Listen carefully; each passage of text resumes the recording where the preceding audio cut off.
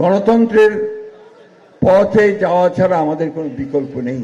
জুলাই আগস্টের অভ্যুত্থানের, ছাত্র জনতার অভ্যুত্থানের মধ্যে যে আকাঙ্ক্ষা তৈরি হয়েছে, সেই আকাঙ্ক্ষাটি হচ্ছে একটা সত্যিকারের একটি গণতান্ত্রিক বাংলাদেশের আকাঙ্ক্ষা। সেই আকাঙ্ক্ষাকে বাস্তবায়িত করতে হলে অতীতে যেমন আমাদের একটি ইস্পাত দৃঢ় ঐক্য গড়ে উঠেছিল, ঠিক এখনও সেই দৃঢ় ঐক্য অত্যন্ত প্রয়োজন। এখন প্রয়োজন নিজেদের মধ্যে সমঝোতার মাধ্যমে, আলোচনার মাধ্যমে সমস্যাগুলোকে নিরসন করা। একটা প্রশ্ন খুব সহজেই সামনে এসে দাঁড়াবে। আজকে যে সংস্কারের প্রশ্নগুলো এসেছে, সেই প্রশ্নগুলো নিঃসন্দেহে আমরা অত্যন্ত ইতিবাচক দৃষ্টিতেই দেখি।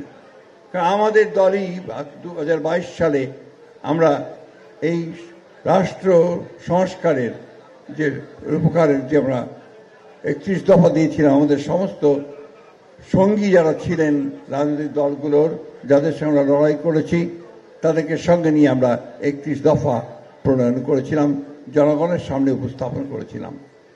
সেই সময় আমরা পরিষ্কার করে বলেছিলাম যে আমরা যদি জনগণের দ্বারা কখনো নির্বাচিত হই, তো নির্বাচিত হওয়ার পরে আমরা একটা জাতীয় সরকার গঠন করব, যে জাতীয় সরকার এই 31 দফাকে বাস্তবায়িত করবে। বর্তমান অন্তর্বর্তীকালীন সরকার 6টি কমিশন তৈরি করেছেন। 6টি কমিশনের মধ্যে 13 একটি সংবিধান কমিশন রয়েছে, যে সংবিধান কমিশন সংস্কারের প্রস্তাবগুলো দিয়েছে।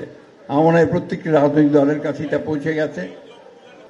বাংলাদেশের মানুষের জাতির ইতিহাস, তার কৃষ্টি, তার ঐতিহ্য, তার 71-এর মুক্তিযুদ্ধ, সব কিছুগুলোকে নিয়েই যেন আমরা আমাদের সামনের দিকে এগোতে পারি, এটাই হওয়া উচিত আমাদের সকলের লক্ষ্য।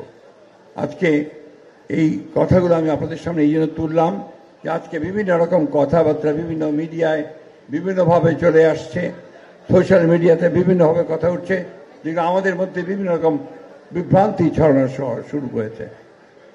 গণতন্ত্রের পথে যাওয়া ছাড়া আমাদের কোনো বিকল্প নেই, এবং সেই জন্যই আমরা বারবার করে যেটা বলেছি, এটা নিয়ে অনেকে আমাদের সমালোচনা করেন।